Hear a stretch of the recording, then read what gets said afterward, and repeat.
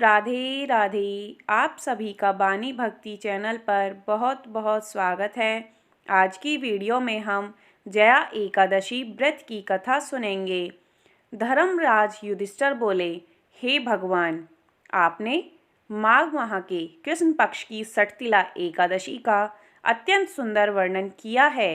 अब आप कृपा करके माघ शुक्ल एकादशी का वर्णन कीजिए। इसका क्या नाम है, इसका व्रत करने की विधि क्या है और इसमें कौन से देवता का पूजन किया जाता है।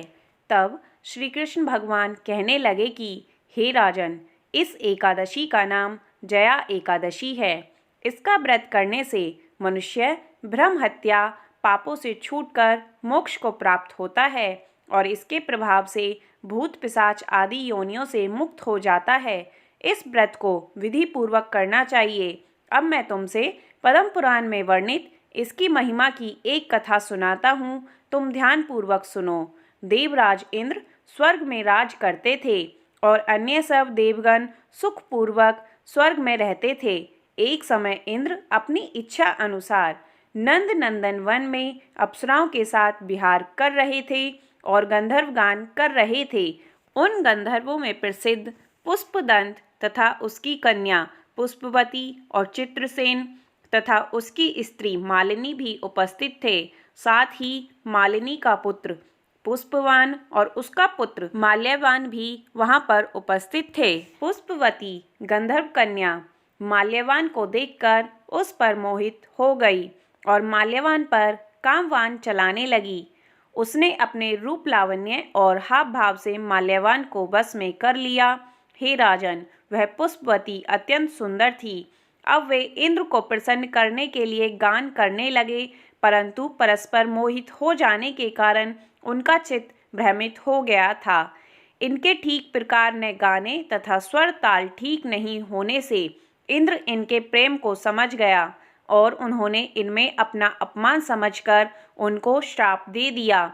इंद्र ने कहा, हे मूर्खों, तुमने मेरी आज्ञा का उल्लंघन किया है, इसलिए तुम्हारा धिक्कार है। अब तुम दोनों स्त्री पुरुष के रूप में मृत्युलोक में जाकर पिशाच रूप धारण करो और अपने कर्म का फल भोगो। तब इंद्र का ऐसा श्राप सुनकर वे अत्यंत दुखी हुए और हिमालय पर्वत पर दुखपूर्वक अपना जीवन व्यतीत करने लगे।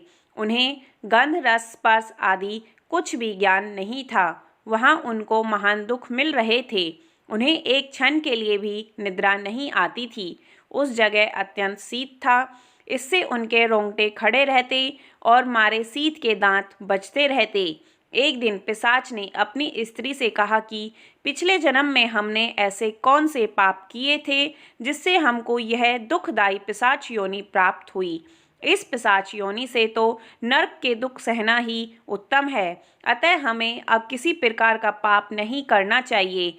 इस प्रकार विचार करते हुए वे अपने दिन व्यतीत कर रहे थे। देवयोग से तभी माघ मास में शुक्ल पक्ष की जया नामक एकादशी आई।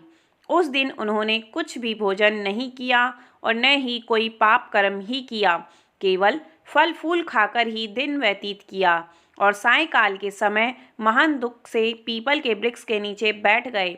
उस समय भगवान सूर्य अस्त हो रहे थे। उस रात को अत्यंत ठंड थी, इस कारण से वो दोनों शीत के मारे अति दुखी होकर मृतक के समान आपस में लिपटे हुए पड़े थे। उस रात्रि को उनको निद्रा भी नहीं आई। हे राजन, जया एकादशी के उपवास और रात्रि जागरण के कारण दूसरे दिन प्रातः होते ही उनकी पिशाच योनि छूट गई। अत्यंत सुंदर गंधर्व और अप्सरा की देह धारण कर सुंदर वस्त्र आभूषणों से अलंकृत होकर उन्होंने स्वर्गलोक को प्रस्थान किया। उस समय आकाश में देवता उनकी स्तुति करते हुए पुष्प वर्षा करने लगे। स्वर्गलोक में जाकर इन दोनों ने देवराज इंद्र को प्रणाम किया।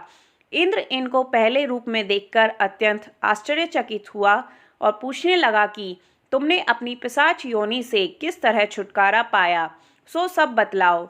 तब माल्यवान बोले कि हे देवेंद्र, भगवान विष्णु की कृपा और जया एकादशी के व्रत के प्रभाव से ही हमारी पिशाच देह छूटी है। तब इंद्र बोले कि हे माल्यवान, भगवान की कृपा और एकादशी का व्रत करने से न केवल तुम्हारी पिशाच योनि छूट गई है, वरन हम लोगों के लिए भी तुम वंदनीय हो गए हो, क्योंकि विष्णु और शिव के भक्त हम लोगों के लिए वंदनीय हैं। अतः आप धन्य हैं। अब आप पुष्पवती के साथ जाकर विहार करो।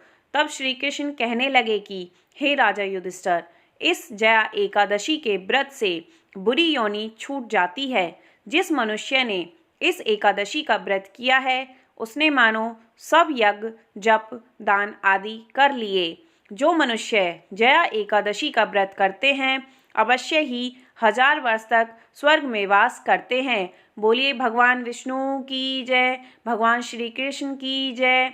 वीडियो देखने के लिए आप सभी का धन्यवाद। राधे राधे।